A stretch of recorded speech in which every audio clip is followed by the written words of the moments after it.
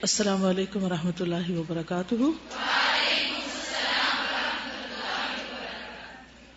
نحمده ونصلی علی رسوله الکریم، اما بعد فاعوذ باللہ من الشیطان الرجیم، بسم اللہ الرحمن الرحیم، رب اشرح لی صدری ویسر لی امری واحلل عقدۃ من لسانی یفقہوا قولی۔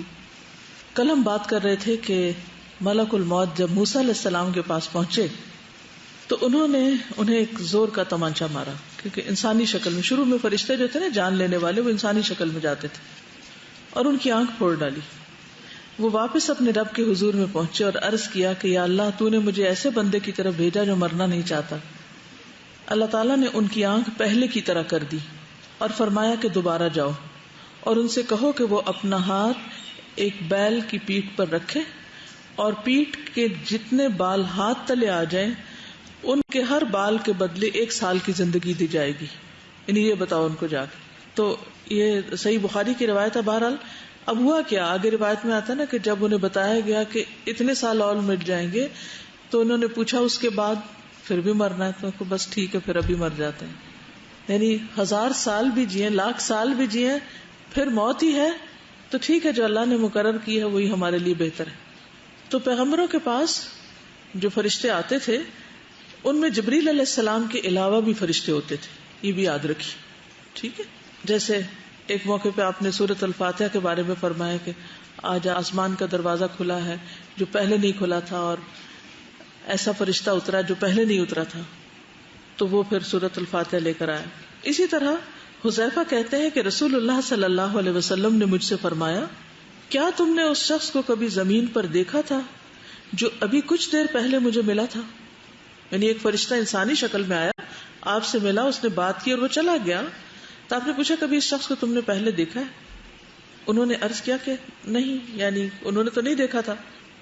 نبی صلی اللہ علیہ وسلم نے فرمایا، وہ ایک فرشتہ تھا جو آج رات سے پہلے کبھی زمین پہ نہیں اترا، اس نے پروردگار سے اس بات کی اجازت لی تھی کہ وہ آئے اور مجھے سلام کرنے کے لیے حاضر ہو، اور یہ خوشخبری دے کہ حسن اور حسین جنت کے نوجوانوں کے سردار ہیں اور فاطمہ رضی اللہ عنہم خواتین جنت کی سردار ہیں۔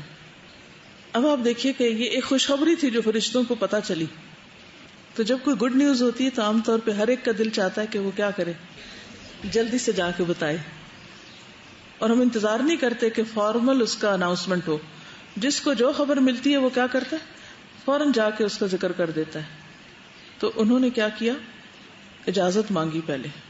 اس سے کیا پتہ چلتا ہے، اس سے کیا پتہ چلتا، فرشتوں کے اخلاق کا، فرشتوں کے تواضع، ان کا رکھ رکھاؤ ہے، یا ان کا جو ایک ادب آداب ہے، اس کا بھی پتہ چلتا ہے نا، کہ اس خوشخبری کو دینے کے لیے کیا میں سلام کے لیے حاضر ہو سکتا ہوں۔ اجازت بھی مانگی، بالکل۔ ان کو اللہ کی صحیح پہچان ہے نا، اور وہی کرتے ہیں جو حکم دیا جاتا ہے۔ یفعلون ما یؤمرون، اپنے پاس سے نہیں لگا لیتے اور جو ادھر ادھر کی سنی جا کے کہیں سے کہیں پہنچا دی، نہیں، ان کا ایک سسٹم ہے، پورا ایک طریقہ کار ہے، اور اجازت سے کام کرتے ہیں۔ اور پھر وہ آئے اور انہوں نے آپ کو سلام کیا اور خوشخبری دی کہ جنت میں حسن حسین نوجوانوں کے سردار ہوں گے۔ پھر دربان فرشتے بھی اپنی ذمہ داری پوری کرتے ہیں۔ نبی صلی اللہ علیہ وسلم جب معراج کے موقع پر گئے تھے تو کیا ہوا تھا، جب جبریل علیہ السلام ان کو لے کر پہلے آسمان پہ پہنچے تو انہوں نے دروازہ نوک کیا، تو جو دربان تھا یا دروازے پہ مقرر تھا، متعین تھا، تو انہوں نے پوچھا کہ کون؟ تو جبریل علیہ السلام نے کہا کہ جبریل۔ پوچھا کہ آپ کے ساتھ کوئی اور بھی ہے؟ یعنی جبریل کو تو اجازت ہے گزرنے کی، کیونکہ ان کا تو روٹین کی آمد و رفت تھی، لیکن پوچھا کوئی اور بھی ہے؟ جواب دیا ہاں، میرے ساتھ محمد ہیں صلی اللہ علیہ وسلم۔ آپ کا درجہ، مقام سب ان کو معلوم تھا، اور وہ آپ پر درود بھی بھیجتے ہیں۔ ان اللہ و ملائکتہ یصلون علی النبی۔ ایسا نہیں کہ وہ جانتے نہیں تھے کہ آپ کا مقام کیا ہے، لیکن پوچھا کیا ان کے بلانے کے لیے آپ کو بھیجا گیا تھا؟ کہا جی ہاں۔ پھر جب انہوں نے دروازہ کھولا تو ہم پہلے آسمان پہ چڑھ گئے۔ تو اس سے کیا پتہ چلتا ہے کہ کس قدر ڈیوٹی فل ہیں۔ اور جب جس کی جو ڈیوٹی ہوتی ہے اس میں کسی کو مائنڈ نہیں کرنا چاہیے کہ یہ بات کسی نے پوچھ لیا سیکیورٹی والے نے کہ تم کون ہو یا بیگ چیک کرا دو تو انسان مائنڈ کر دے اور اس پر لڑنا شروع کر دے. یعنی اپنی ڈیوٹی میں کس قدر امانت دار ہے کہ جو حکم ملا ہے. یعنی میں یہ چیزیں پڑھتی تو مجھے بار بار جو ان کی مین کوالٹی ہے نا, یفعلون ما یؤمرون, جو حکم ملا ہے وہی کرتے ہیں, اس میں کمی بیشی نہیں کرتے, اس میں کوئی خیانت نہیں کرتے. اور جس طرح ان کو پوچھنا چاہیے, جتنی کوئری کرنی چاہیے وہ ساری انہوں نے کی. انہوں نے اتنا سننے پر بھی دروازہ نہیں کھول دیا کہ حضور صلی اللہ علیہ وسلم ساتھ ہیں, بلکہ کیا کہا کہ کیا بلائے گئے ہیں. یعنی آپ خود سے تو نہیں لے آئے ان کو, چلیں آج آپ کو سیر کراتے ہیں. لیکن آپ کو اکثر ایئرپورٹس پہ, مختلف اداروں میں جہاں سیکیورٹی چیک ہوتے ہیں, یا تھوڑی سی لائن بنانی پڑتی ہے, یا رکنا پڑتا ہے, یا کوئی پوچھ لیتا ہے, تو لوگ جھگڑا کرتے ہوئے ملیں گے. میں نے کئی دفعہ یہ سین خود اپنی آنکھوں سے دیکھا ہے. اگر کوئی پوچھ لے غریب سپاہی ان سے کہ بھئی آئی ڈی کارڈ دکھا دے, تو وہ ایک طوفان کھڑا کر دیتے ہیں کہ تم ہوتے کون ہو, مجھ سے تمہیں نہیں پتا میں کون ہوں. میں نہیں پتا, اور اگر پتا بھی ہے کہ آپ کون ہیں تو بھی یہ ڈیوٹی ہے. کچھ عرصہ پہلے مجھے ایک کانفرنس میں جانے کے اتفاق ہو, تو رجسٹریشن سب کرا رہے تھے, تو میں نے کہا مجھے بھی رجسٹریشن کرانی. تو میرے ساتھ کچھ لوگ تھے, نہیں آپ کو ضرورت نہیں. میں نے کہا نہیں, مجھے اسی طرح ضرورت ہے جیسے باقی لوگوں کو, اس لیے کہ یہ ایک ڈسپلن کا حصہ ہے. اگر میں نہیں کروں گی تو باقی بھی نہیں کریں گے. اچھا پھر کیا ہوا آگے, وہ رجسٹریشن کے بعد وہ کارڈ ملتا ہے, میں نے کارڈ رکھا اور جہاں وہ چیک کرتے ہیں تو میں نے کارڈ نکالا. پھر مجھے کسی نے کہا کہ نہیں آپ کو نہیں دکھانے کی ضرورت. میں نے کہا نہیں, مجھے بھی دکھانے کی ضرورت ہے. ہم دوسرے شخص کو بلا وجہ کیوں پریشانی میں مبتلا کریں, اور اس بات کا کیوں ناجائز فائدہ اٹھائیں کہ یہ سب لوگ مجھے جانتے ہیں. اس میں دیر ہی کتنی لگے گی کہ میں اپنی ایک روٹین یا فارمیلٹی پوری کر دوں. تو ایسی باتوں کو مائنڈ کرنا اور ایسی باتوں کے اوپر فس کریٹ کرنا, یہ کس بات کی علامت ہوتی؟ ہم انسانوں کو خوش کرنے میں لگے رہتے ہیں, اس لیے اپنی ڈیوٹی پوری نہیں کرتے. ہمیں یہ ہوتا ہے کہ انسان خوش ہو جائے, کام کچھ نہ کرے, باتوں سے راضی کر دو سب کو. آخر کسی دن تو اس کا نتیجہ نکلے گا نا, اس نکمے پن کا. اور یہ ایک اجتماعی قومی حالت ہے ہماری, جس میں دیندار غیر دیندار اکثریت اس میں مبتلا. ہم توحید کے سبق پڑھتے بھی ہیں, پڑھاتے بھی ہیں, سب کچھ کرتے ہیں کہ جی اللہ کی رضا کے لیے سب کچھ کرنا چاہیے, لیکن جب کام کرنے لگتے ہیں تو پھر لوگوں کی نظروں میں اچھا بننا شروع کر دیتے ہیں. تو اس وجہ سے پھر کام نہیں کرتے نا, کیونکہ ہماری ساری انرجی کس میں لگ جاتی ہے کہ لوگوں کو کیسے خوش کریں. تو کام تو گیا نا, وقت تو اتنا ہی ہے نا ہمارے پاس. تو اس لیے اس واقعے میں بہت بڑا سبق ہے ہم سب کے لیے. اور یہ واقعہ بھی صحیح بخاری میں ہے. اور ایسا نہیں تھا کہ ان کے دلوں میں احترام نہیں تھا, یا ان کے دلوں میں محبت نہیں تھی, یا وہ ویلکم نہیں کرنا چاہتے تھے, یا وہ اپنے آپ کو کوئی بڑی چیز بتا رہے تھے. نہیں, وہ اپنی ڈیوٹی پوری کر رہے تھے, اپنی ذمہ داری ادا کر رہے تھے, اور وہ روز آتے جاتے تھے. ابھی ہمیں یہ گیٹ پہ تھوڑی سی سیکیورٹی اور تھوڑا وہ کارڈ سسٹم بنانے میں اس قدر مشکل کہ لوگ راضی نہیں کہ یہ کیا وبال آپ نے ڈال دیا, آپ ہمیں پہچانتے نہیں, ہم کون ہیں؟ بھی پہچانتے ہیں. آپ کو کیا مشکل ہے کہ ایک جلدی سے کارڈ نکال کے سامنے کر دیں؟ کیا مشکل ہے؟ ایک فارمیلٹی پوری ہو جائے اور سب کا بھلا ہو جائے. وی آئی پی کلچر جو اتنا زیادہ ڈومیننٹ ہے ہمارے ہاں, اور پھر ہر دوسرا بندہ وی آئی پی بن چکا ہے, یعنی اس وی آئی پی کا بھی کوئی حال نہیں رہا. یعنی ہم کس قدر دھوکے میں مبتلا ہوں کہ ہم بڑی چیز ہیں, اور اسی ایروگنس میں رہ جائیں, اور اس کی وجہ سے کیا کچھ خیر سے محروم ہو جائیں کہ دنیا میں حکمت نہ ملے, بہت سی خیر سے محروم ہو جائیں, آخرت میں جنت سے کوئی روک دیا جائے. تو اس سے بڑی محرومی کیا ہوگی؟ اس دھوکے کا نتیجہ کیا ہوگا؟ اس کو غرور کہتے ہیں نا, کہ اپنے آپ کو بڑی چیز سمجھنا جبکہ آپ ہیں کچھ بھی نہیں. چلیے, اور ان اسکالرس کا بھی احسان ہے جنہوں نے اپنی زندگیاں لگا کے یہ سارا کچھ محفوظ کیا ہمارے لیے. ہم تو صرف پڑھ رہے ہیں اور انجوائے کر رہے ہیں, محنتیں تو کچھ اور لوگوں نے کی ہوئی ہیں. پھر فرشتوں کی عاجزی اور خوف. نبی صلی اللہ علیہ وسلم نے فرمایا, قیامت کے دن بڑے بڑے ترازو رکھے جائیں گے, ان میں زمین و آسمان کا بھی وزن کیا جا سکے. اللہ اکبر, یعنی اندازہ کرے ان ترازو کا. میں یہ سوچ رہی تھی جیسے زمین کا ایک گلوب کا ہمیشہ وہ آتا ہے نا سامنے, امیجن کرے, تو سوچتی کہ وہ پلڑا کتنا بڑا ہوگا کہ جس میں اتنی بڑی زمین رکھ دی جائے. فرشتے پوچھیں گے یہ ترازو کس کے لیے وزن کرے گا؟ اللہ تعالیٰ فرمائیں گے میں اپنی خلقت میں سے جس کے لیے چاہوں گا. فرشتے کہیں گے سبحانک ما عبدناک حق عبادتک. آپ نے کبھی یہ حدیث سنی ہوگی الحمدللہ تملأ المیزان، الحمدللہ تملأ ما بین السماء والارض. تو آپ ہمیشہ حیران ہوتے ہو کہ پھر یہ تولے گا کیسے؟ اتنی بڑی چیز اگر ہمارا یعنی ایک الحمدللہ کہنا اتنا زیادہ ہے تو وہ کدھر تولا جائے گا؟ تو کبھی میزان کے بارے میں پڑھتے ہوئے ہم نے سوچا کہ وہ خود اتنا بڑا ہے کہ اس میں آسمان و زمین بات ہے نا. جب ہم یہ تسبیح پڑھتے ہیں سبحان اللہ وبحمدہ عدد خلقہ ورضا نفسہ وزنۃ عرشہ ومداد کلماتہ، تو جب ہم کہہ دیتے ہیں وزنۃ عرشہ تو یہ ہمارے اعمال نامے میں آتے جاتی ہیں نا چیزیں. اعمال نامے کا وزن بڑھتا جاتا ہے نا، تو اعمال نامے پر تولے جائیں گے نا. وہ ہوں گے کیسے؟ اللہ عالم وہ کتنے بڑے ہوں گے. یعنی اللہ کے ہاں کسی بھی چیز کی کمی نہیں. وہ اتنا بڑا اور اتنا عظیم ہے کہ ہماری عقل تو سوچ بھی نہیں سکتی، اور اس کا انتظام کتنا وسیع ہے ہم تو احاطہ بھی نہیں کر سکتے. ولا یحیطون بشیء من علمہ الا بما شاء. اس نے کیسے کیسے انتظام کر رکھے ہیں ہمیں اندازہ ہی نہیں. تو فرشتوں کی ایک اچھی عادت یہ کہ کوشچن کرتے ہیں کہ یہ کس کے لیے. یعنی ایسا نہیں کہ وہ روبوٹس ہیں، روبوٹس نو. کیونکہ بعض اوقات ایسا ہوتا ہے نا کہ ہم فرشتوں کا پڑھتے ہیں نا تو ہم لگتا ہے بس ایسا نا کہ روبوٹ چلے جا رہے ہیں پھر رہے ہیں، جو ان کو حکم مل رہا ہے وہ کرے جا رہے ہیں.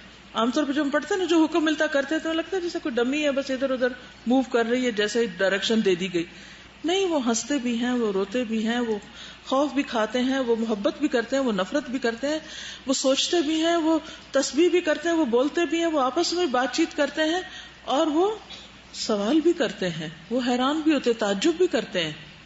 یہ سارے احساسات ان کے ساتھ ہیں. تو اس پر وہ پوچھیں گے تو جب انہیں پتا چلے گا کہ اچھا اتنا بڑا تھا تو سبحانک، پہلے تو انہوں نے یہ کہا تھا نا سبحانک لا علم لنا الا ما علمتنا، انسان کی تخلیق کے وقت. یعنی سوال جب کرتے ہیں جب جواب ملتا ہے تو اس پر پھر اللہ کی تسبیح کرتے ہیں اور اپنی کم علمی یعنی ایسی عاجزی اور اس کا فوری اعتراف. تو کہیں گے سبحانک ما عبدناک حق عبادتک.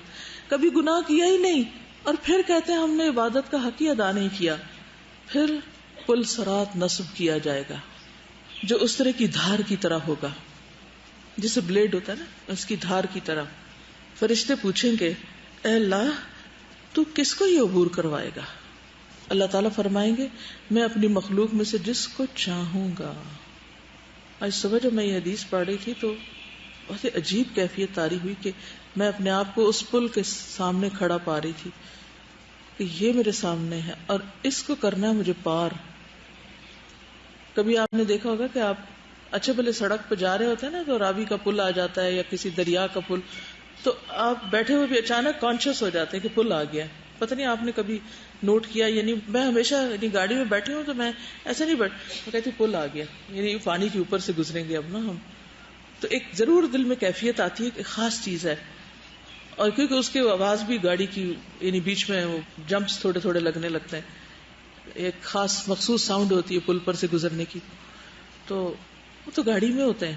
اور کبھی ہم پیدل کہیں چل رہے ہوں اور بیچ میں کوئی چھوٹی سی پلی سی پار کرنی ہو پیدل چل کے، تو اس وقت کتنا خوف ہوتا ہے کہ کہیں پاؤں ادھر نہ ہو جائے تو کیا ہوگا. ہمیشہ یہ ڈر لگتا ہے نا کسی بھی ایج کے قریب چلتے چلتے. تو وہ تو اتنا باریک پل اس کو پار کرنا پڑے گا. تو وہ کہیں گے سبحانک ما عبدناک حق عبادتک. تو بے اختیار میرے منہ سے بھی نکلا کہ سبحانک ما عبدناک حق عبادتک. کیا کیا؟ کچھ بھی نہیں پاس. اور اللہ تعالیٰ کا یہ جواب کہ جس کو میں چاہوں گا پار کراؤں گا. تو اللہ کی رحمت ہی پار لگا سکتی، لیکن اس رحمت کے قابل تو ہوں ہمارے پاس بھی تو کچھ ہو کہ وہ ہم پہ رحم فرمائے. پھر صف بندی، صفیں بنانا، ڈسپلن. آپ دیکھیں ایک اور چیز جو مجھے بہت فیسینیٹ کرتی ہے فرشتوں میں، وہ ان کا ڈسپلن ہے. حذیفہ رضی اللہ عنہ سے مرفوعاً مروی ہے کہ اس امت کو دیگر امتوں پر 3 چیزوں میں فضیلت دی گئی ہے. ان میں سے ایک یہ ہے کہ اس امت کی صفیں فرشتوں کی صفوں کی طرح بنائی گئی ہیں، جیسے نماز میں. نبی صلی اللہ علیہ وسلم نے فرمایا کوئی ایسا شہر نہیں ملے گا جسے دجال پامال نہ کرے گا. یہ دنیا کے ہر شہر میں جائے گا سوائے مکہ اور مدینہ کے. ہم پناہ نہیں مانگتے ڈر کے دجال سے، بلکہ بعض لوگ تو بڑا کیجولی اور بہت انٹرسٹنگ وے میں دجال کا ذکر کر رہے ہوتے ہیں کہ دے آر لوکنگ فارورڈ کہ کب آئے، ذرا ہم بھی دیکھیں کہ کیا ایکسائٹنگ چیزیں دنیا میں ہوتی ہیں. تو آپ دیکھیے کہ کوئی جگہ نہیں ہوگی کہ جہاں وہ نہیں جائے گا. تو آپ سوچئے کہ اگر وہ آپ کے شہر میں آئے تو کیا ہوگا؟ تو فوراً پھر پناہ مانگنے کو دل چاہے گا نا کہ اللہ اس سے بچانا، اپنی پناہ دینا ہم کو، ہمارا سامنا نہ ہو اس سے. سوائے مکہ اور مدینہ کے ان کے ہر راستے پر صف بستہ فرشتے کھڑے ہوں گے جو ان کی حفاظت کریں گے. صف بستہ، وہاں بھی پوری لائنز میں ہوں گے جیسے آرمی کی ہوتے ہیں نا. جابر بن سمرہ کہتے ہیں کہ رسول اللہ صلی اللہ علیہ وسلم نے فرمایا تم لوگ اس طرح صف بندی کیوں نہیں کرتے جیسے فرشتے اپنے رب کے سامنے صف بندی کرتے ہیں. صحابہ کرام نے پوچھا یا رسول اللہ صلی اللہ علیہ وسلم فرشتے اپنے رب کے سامنے کس طرح صف بندی کرتے ہیں؟ آپ نے فرمایا پہلے اگلی صفوں کو مکمل کرتے ہیں اور یوں قریب مل کر کھڑے ہوتے ہیں گویا کہ مضبوط دیوار ہوں. تو میں سوچ رہی تھی کہ ہم بھی ہر روز دن میں ایک دفعہ تجربہ کرتے ہیں ظہر کی نماز میں کہ اللہ کے سامنے صف بناتے ہیں، لیکن کبھی ہمیں خیال ہے کہ ہم اللہ کے سامنے صف بنائے ہوئے، اللہ کے سامنے صف بنا کے کھڑے ہوتے ہیں. اگر ہمیں یہ احساس ہو جو بلیو می ہر شخص صف ٹھیک کرنے پہ لگ جائے. لیکن چونکہ ہم ہوتا ہے بس نماز پڑھنی اس لیے وہ انہوں نے کہا صف بنا لو تو ہم صف بنا لیتے ہیں. اس کے لیے کوشش نہیں کرتے کہ ہم آگے پیچھے نہ ہو، کیونکہ ہمارا یہ بازو دوسرے سے آگے نہیں نکلا ہونا چاہیے، یہ پیچھے نہیں نکلا ہونا چاہیے، اسٹریٹ ساتھ لگا ہوا ہونا چاہیے برابر کا. کأنہم بنیان مرصوص، ہٹ کے نہیں کھڑے ہونا چاہیے. دوسرے کے پاؤں کے ساتھ پاؤں ملائے ہوئے اور کندھے کے ساتھ کندھا ملاؤ تب بنیان مرصوص ہوتی. اگر کسی کا پاؤں ادھر جا رہا ہے کوئی ادھر کھڑا ہے، اتنے اتنے فاصلے ہیں بیچ میں، تو یہ فرشتوں والی صف نہیں ہے. اور اسی لیے دل بھی پھٹ جاتے ہیں جب صفیں ٹوٹتی ہیں، کیونکہ صف تو ٹیم ورک سکھاتی ہے نا کہ دوسرے کے ساتھ لگ کے کھڑے ہونا. اور کوئی بھی ہو، ہر روز کوئی نیا بندہ ہوتا ہے ساتھ، یعنی جو بھی اللہ کے آگے کھڑا ہے میں اس کے ساتھ ہوں. اس میں پھر فیوریٹزم نہیں ہوتا کہ اس کے تو میں ساتھ ہوں اور اس کے میں ساتھ نہیں. جو بھی اللہ کے راستے میں نکلے ہوئے جو نماز پڑھنے آئے ہیں یا پھر نماز کے علاوہ باقی زندگی میں جو بھی اللہ کے دین کے لیے کام کر رہے ہیں میں سب کے ساتھ ہوں. تو یہ جو ڈسپلن ہے یہ ان کے کام کی کوالٹی کو بڑھاتا ہے، اور یہ ڈسپلن ہم میں نہیں، نماز میں نہیں تو باقی چیزوں میں کہاں سے ہوگا. یعنی ہر دفعہ نماز پڑھ کے بعض اوقات ایسا لگتا ہے کہ یعنی یہاں تو الحمدللہ بہتر ہے، لیکن جیسے حرم میں، مکہ میں، مدینہ میں ایسے تکلیف ہوتی ہے کہ پتہ نہیں اتنی دور آئے ہیں، اتنی تکلیف اٹھا کے یہاں پہنچے، پتہ نہیں نماز بھی ہوئی ہے کہ نہیں ہوئی. کس کس کو سمجھائیں؟ لوگوں کو ساتھ لگائیں تو وہ اور پرے ہو جاتے ہیں، غصے سے یوں دیکھتے ہیں کہ آپ ساتھ کیوں لگ رہے ہیں ہمارے، جیسے اچھوت ہو ہم کوئی. کس قدر افسوس کی بات ہے نا، جہالت ہے. اگر سمجھ ہو تو ایسا نہ کریں. اور پھر کیا تھا، کوئی گروپ یہاں کھڑا ہے، اب بھی آپ ذرا ٹی وی پہ دیکھیں نا نماز کو، کوئی یہاں کھڑا، کوئی وہاں کھڑا، کوئی وہاں کھڑا، جوڑتے نہیں ہیں. تھوڑی سی کوشش کرنی پڑتی ہے کہ آگے جگہ خالی تو آگے چلے جائیں. نہیں، ہم نے اپنا مسلح بچھایا ہوا، ہم نے تو ادھر ہی کھڑے ہونا ہے، اور ہم نے تو اپنے گروپ کے ساتھ کھڑے ہونا ہے. تو باقی مسلمان تو شاید مسلمان نہیں ہے، جو آپ کا گروپ ہی زیادہ مسلمان ہے. بھئی یہ ڈر شاید ہوتا ہے کہ یہ بچھڑ جائیں گے ان سے، تو اس کے لیے کوئی اور نشانی رکھ لیں، لیکن صف تو نہ توڑے. کیونکہ حدیث میں آتا ہے ان تسویۃ الصفوف من اقامت الصلاۃ، صفوں کی برابری نماز کا قائم کرنے کا حصہ ہے، اس پارٹ آف صلاۃ. تو اگر آپ کی صف ہی درست نہیں تو آپ کو پارٹ آف صلاۃ تو آپ خراب ہو گیا، پھر آپ کی نماز کیسے پوری ہوئی. پھر فرشتوں کی ایک خوبی سبقت کرنا، آگے بڑھنا، جلدی کرنا، یہ نیکی کے کاموں میں آگے بڑھنا. رفاع کہتے ہیں کہ ایک مرتبہ ہم لوگ نبی صلی اللہ علیہ وسلم کے پیچھے نماز پڑھ رہے تھے. جب رسول اللہ صلی اللہ علیہ وسلم نے رکوع سے سر اٹھایا اور سمع اللہ لمن حمدہ کہا تو پیچھے سے ایک آدمی نے کہا ربنا لک الحمد حمدا کثیرا طیبا مبارکا فی. نماز سے فارغ ہو کر رسول اللہ صلی اللہ علیہ وسلم نے پوچھا یہ کلمات ابھی کس نے کہے ہیں؟ اس آدمی نے عرض کیا یا رسول اللہ میں نے کہے. آپ نے فرمایا میں نے 30 سے زیادہ فرشتوں کو ایک دوسرے سے سبقت کرتے ہوئے دیکھا کہ کون ان کا ثواب پہلے لکھتا ہے. اچھا ہمیں کیا ہوتا ہے، کوئی کام ہوتا ہم کہتے ہیں پلیز تم کر دو نا، اچھا وہ کر دینا، وہ کیوں نہ کرے، اور یہ تو ہمیں نہیں کہا کہ یہ بھی لکھو، یہ تو انہوں نے ایکسٹرا اضافہ کر دیا خود سے ہی. ہمیں تو جو ڈیوٹی لکھ کر دی گئی ہے نا بس ہم تو وہی کریں گے، اس سے آگے نہیں. تو یہ ایک شخص کے دل کے محبت سے نکلے ہوئے الفاظ تھے اللہ تعالیٰ کے لیے، اور وہ ایک سے ایک آگے بڑھ رہا ہے. جی تو یہ جو سبقت ہے نیکی کے کاموں میں آگے بڑھ کے کرنا اور خوشی سے کرنا، یعنی ہیلدی کمپٹیشن ہے یہ. ہاں بڑی نیکیوں کا انتظار کرتے رہتے ہیں، کوئی بڑی نیکیوں کی پھر ہم آگے بڑھ جائیں گے، اور یہ تو چھوٹا سا کام ہے، کوئی بھی لکھ دے گا تو ہو ہی جائے گا نا، کام ہی ہے. تو وہ جو ایک ہوتا ہے نا کہ نیکی کے مواقع کی تلاش میں رہنا، اور جب موقع سامنے آئے تو فوراً اسے کر لینا. یعنی 30 سے زیادہ فرشتے، 30 کا ہو سکتا ہے کہ وہ قریب 30 نہیں سنا ہو، اور اگر ساری مسجد والے سن لیتے تو ہو سکتا ہے ساری مسجد والے آ جاتے. جب نبی صلی اللہ علیہ وسلم کو بیت المقدس لے جایا گیا تو آپ نے وہاں انبیاء کو نماز پڑھائی. آپ فرماتے ہیں میری نماز سے فارغ ہونے پر ایک کہنے والے نے کہا اے محمد صلی اللہ علیہ وسلم، یہ مالک داروغ جہنم ہے، اس کو سلام کیجیے. جبریل نے آپ کو بتایا ہوگا کہ نظر نہیں آ رہے ہوں گے، لیکن میں اس کی طرف متوجہ ہوا تو پہلے اس نے مجھے سلام کر لیا، یعنی اس سے پہلے کہ آپ کرتے اس نے فوراً سلام کر لیا. اس سے بھی ان کی جو سبقت کی بات ہے نا، قرآن مجید میں ایک اور جگہ پر بھی آتا ہے نا فالسابقات سبقا. تو یہ جو سبقت ہے آگے بڑھ کے کرنا، یہ بھی صرف وہی کر سکتا ہے جو اللہ کے لیے کرے، کیونکہ اس کو پتا میرا رب جزا دینے والا ہے. پھر وہ سستی نہیں کرتا، پھر پیچھے نہیں رہتا، وہ کہتا میں ہی کیوں نہ کر لوں. اور عام حالات میں کیا ہوتا ہے، somebody will do it, anybody can do. وہ کون ہوتا ہے somebody, anybody, nobody. پھر وہ کام ہوتا ہی نہیں. وہی بات ہے نا کہ ایمان اور یقین کی کمی. تو فرشتوں کا جو ایمان ہے، فرشتوں کے عمل کی ایک بنیادی وجہ یعنی یہ نہیں ہے کہ وہ ان کو بس چونکہ اس لیے تیار کیا گیا اس لیے وہ یہ سب کرتے ہیں. دیکھیے ان میں صرف یہ ہے کہ وہ برائی نہیں کرتے، کر نہیں سکتے، یا ان کو دی نہیں گئی حص. لیکن یہ تو پھر ان کے اوپر ہے نا کہ وہ نیکی میں کتنے آگے بڑھے. یعنی نیکی کر سکتے ہیں لیکن اس میں چوائس ہے کہ پیچھے رہیں یا آگے بڑھیں. پیچھے رہنے سے مراد یہ کہ کریں یا نہ کریں، برائی تو کریں یا نہ کریں کی بات نہیں ہے، نہیں کرنی. لیکن نیکی کا کام سب سے پہلے کرنا ہے، یہ پھر ان کی اپنی چوائس ہے، اور وہ اس کے لیے آگے بڑھ جاتے ہیں. ان کی فطرت میں آگے بڑھنا. پھر خیر خواہی. رسول اللہ صلی اللہ علیہ وسلم نے فرمایا اسراء والی رات میں فرشتوں کی جس جماعت کے پاس سے بھی گزرا اس نے یہی کہا اے محمد صلی اللہ علیہ وسلم اپنی امت کو حجامہ کا حکم فرمائیے. یعنی جاتے جاتے وہ مشورہ دے رہے تھے، وہ سب مشورہ دے رہے تھے. اب آپ دیکھیے کہ حجامہ کروانے کے لیے تو سب شوقین ہوتے ہیں، لیکن کرنے کو سیکھنے کے لیے کتنے لوگ آگے بڑھے ہیں آج تک. سوچنے کی بات ہے نا، کیونکہ بہت سے لوگ کہتے ہیں کہ ہم تو ڈاکٹر نہیں ہیں اس لیے ہم تو یہ کام نہیں کر سکتے، اور یہ کیا لوگوں کے خون نکالنے کا کام، اور یہ کوئی.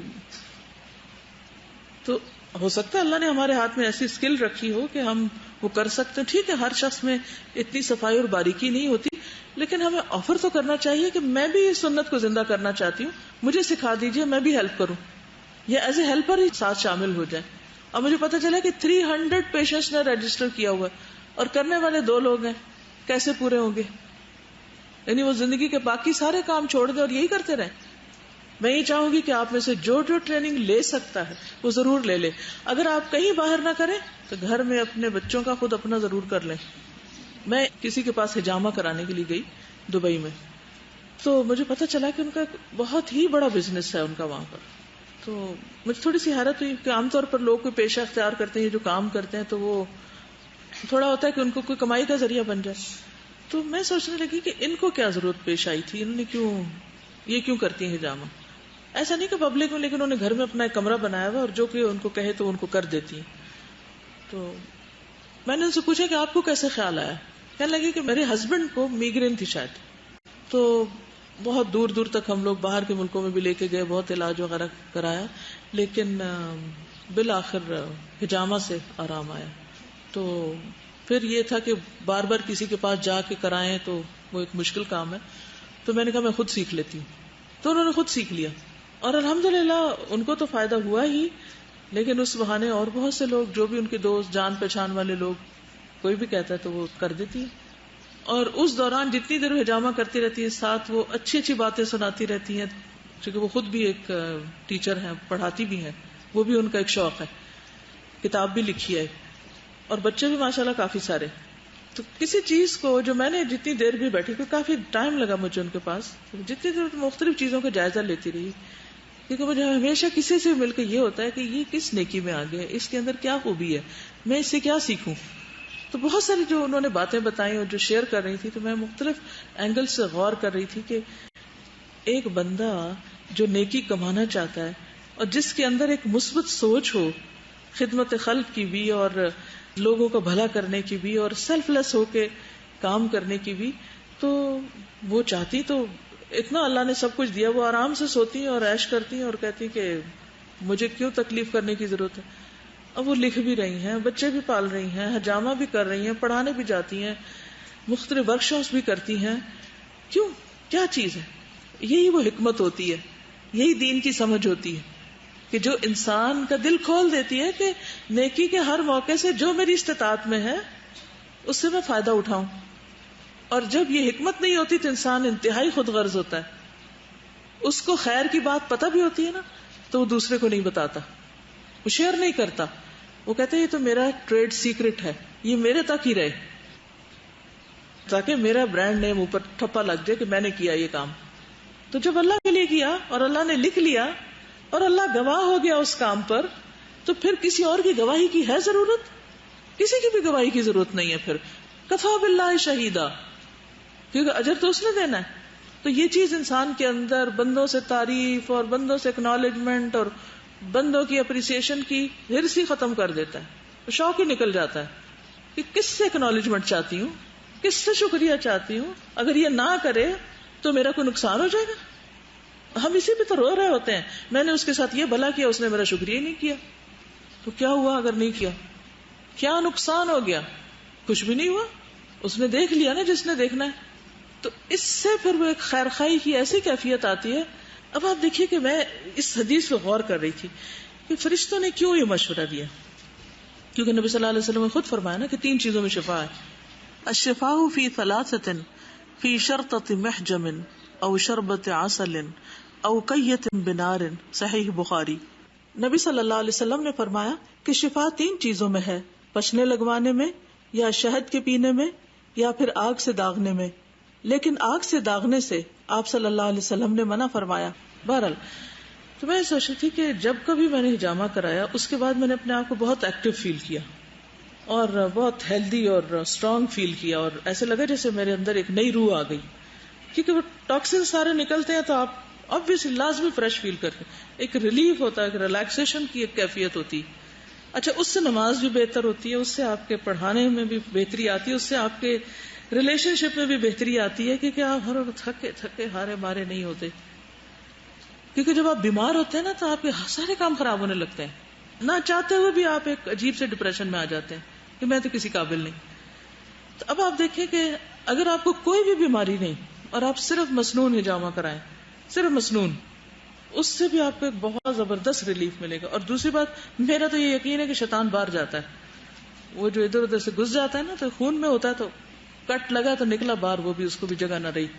تو اب یہ ہے کہ اب عبادت میں بہتری لانے کے لیے، خدمت میں بہتری لانے کے لیے کوئی ایک ایسی ٹپ وہ وہاں سے تحفہ دے رہے ہیں کہ یہ اپنی امت کو بتائیے جا کے کہ یہ کروائیں. اور ہم نے اس چیز کو بھی بالکل بھلا دیا، چھوڑ دیا، یعنی مسنون علاج چھوڑ دیا. ذرا سی تکلیف ہوتی ہے کیا کرنا شروع کر دیتے ہیں اور ٹاکسنز اپنے اندر ڈال لیتے ہیں اور ایسی دوائیاں کھاتے ہیں جو لیور کے اوپر بھاری ہوتی ہیں اور پھر مزید اور جمتے جاتے ہیں ایک کے بعد ایک لیئر، اور وقتی ریلیف ہوتا ہے پھر بیماریوں میں اضافہ ہوتا چلا جاتا ہے. تو ایسی چیزیں صرف یہ نہ سوچیں کہ اگر انہوں نے حکم دیا تو ہم صرف چند لوگ ہی اس کو لے لیں اور باقی کوئی آگے نہ بڑھے، اور کوئی کسی کو اس لیے نہ سکھائے کہ پھر یہ بھی نہ کرنے لگ جائیں، یہ بھی نہ ہو. اگر آپ سیکھ لیں تو آپ دوسروں کو انکریج کریں، بھی تم بھی سیکھو، تمہیں کیا مشکل ہے، اپنے گھر کی مالج خود بن جاؤ. لاسٹ ویک میری امی کا ہجامہ یہاں ہونا تھا تو میں نے خود ڈاکٹر فردوس کے ساتھ کیا.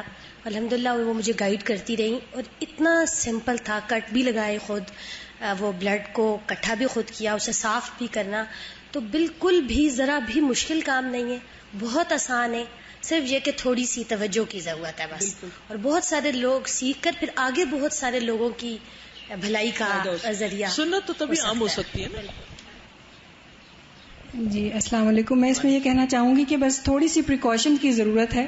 ایک تو یہ کہ سیکھنے کی نیت صحیح ہو کہ ہم نے سنت کو تازہ کرنا اور اس کو ایک مال کمانے کا صرف ذریعہ نہیں بنا لینا. بالکل. اور دوسری چیز یہ کہ ہائیجین کا خیال رکھنا، یہ نہیں کہ لوگوں کو ہجامہ کرے اور ان کو اور بیماریاں لگا دیں. السلام علیکم ورحمۃ اللہ وبرکاتہ. الحمدللہ ابھی کل کی بات ہے کہ ہم کلاس میں اسی کی ڈسکشن کر رہے تھے. میری بھی بیک بون مجھے بہت رہتی ہے، تو میں اپنی کلاس سے کہہ رہی تھی کہ اگر مجھے آپریٹ کرانے کو ڈاکٹر نے کہا تو اس سے پہلے میں یہ علاج کرواؤں گی. میں یہاں سے لے کے گئی تھی میگزین، اس میں بھی کراچی کا کوئی ایڈریس دیا ہوا تھا انہوں نے. تو میں اپنی کلاس کو یہ بتا رہی تھی کہ میرے بہنوئی ہیں، وہ ڈیزرٹس میں کام کرتے ہیں، تو ان کے گھٹنے میں اتنی پرابلم تھی کہ وہ چل پھر نہیں سکتے تھے. تو 5 دن وہ مسجد نہیں گئے، تو ان سے کچھ لوگ ملنے آ گئے اور انہوں نے ان کو یہی ان کا علاج کیا، اور ودن 5 منٹس وہ کہتے ہیں کہ میں کھڑا ہوا تھا اپنے پیروں. پھر ملائکہ جو ہیں وہ آسمان پر اللہ کے گواہ ہیں. رسول اللہ صلی اللہ علیہ وسلم نے فرمایا فرشتے آسمان میں اللہ کے گواہ ہیں اور تم زمین میں اللہ کے گواہ ہو. وَكَذَلِكَ جَعَلْنَاكُمْ أُمَّةً وَسَطًا لِتَكُونُوا شُهَدَاءَ عَلَى النَّاسِ. پھر انسانوں سے محبت کرتے ہیں. نبی صلی اللہ علیہ وسلم نے فرمایا انسان اللہ تعالیٰ کی رضا حاصل کرتا ہے اور اس میں مسلسل لگا رہتا ہے، اللہ کو راضی کرنے کے کام کرتا رہتا ہے. تو اللہ تعالیٰ جبریل سے فرماتا ہے کہ میرا فلاں بندہ میری رضا کی تلاش میں ہے، اس کو یہ شوق ہے کہ میں راضی ہو جاؤں، آگاہ رہو کہ اس پر میری رحمت ہے. یعنی اللہ تعالیٰ اس فرشتے کو گواہ بنا دیتے ہیں. اللہ کے گواہ ہیں نا فرشتے آسمان پر. جبریل علیہ السلام کہتے ہیں کہ فلاں آدمی پر اللہ کی رحمت ہو. حاملین عرش بھی یہی کہتے ہیں، ان کے آس پاس کے فرشتے بھی یہی کہنے لگتے ہیں، حتیٰ کہ 7 آسمانوں کے لوگ یہی کہنے لگتے ہیں. پھر یہ بات زمین پر اتار دی جاتی کہ اللہ فلاں پہ اپنی رحمت کرے. پھر طالب علم سے محبت کرتے ہیں. ان الملائکۃ لتدع اجنحتها لطالب العلم رضا بما يطلب. فرشتے طالب علم کے لیے طلب علم پر خوشی ظاہر کرتے ہوئے کہ یہ علم کا طالب ہے، سیکر آف نالج ہے، اپنے پر بچھا دیتے ہیں. نبی صلی اللہ علیہ وسلم جعرانہ کے مقام پر تھے. ایک عورت آئی بوڑھی سی، آپ نے اپنی چادر اتار کر اس کے لیے بچھا دی، اپنے اوپر سے اپنی چادر اتاری اور اس کے لیے زمین پر بچھا دی اور وہ اس پر بیٹھ گئی. صحابہ بہت حیران ہوئے کہ اتنا اکرام آپ نے کبھی کیا ایسے کہ کسی کے لیے اپنا کوئی چیز خاص طور پر بچھا دیں. بعض اوقات ہوتا ہے نا. تو لوگوں کو پتا چلا کہ آپ کی رضائی والدہ ہے، بتایا گیا کہ کون ہے، تو والدہ کے احترام میں ایک طرح سے. اب آپ دیکھیے کہ یہاں پر فرشتے اپنے پر بچھاتے ہیں، لتدع رکھ دیتے ہیں. ایک اور معنی اس کا یہ کیا گیا ہے کہ وہ جیسے اڑ رہے ہوتے ہیں تو ایک دم فلائٹ روک دیتے ہیں، اپنی ہمبل ہو جاتے ہیں، اپنے پر سمیٹ لیتے ہیں اور رکھ دیتے ہیں اور وہیں بیٹھ جاتے ہیں. یعنی طالب علم کے آگے عاجزی کا اظہار کرتے ہیں. ایک معنی یہ بھی کیا گیا رکھنے کا. تو ساری زندگی طالب علم رہی ہے، اور طالب علموں کا خادم ہونا بھی ایک شرف کی بات ہوتی ہے. یعنی ایک ہے طالب علم اور ایک ہے خادم طالب علم، استاد کو کہتے ہیں.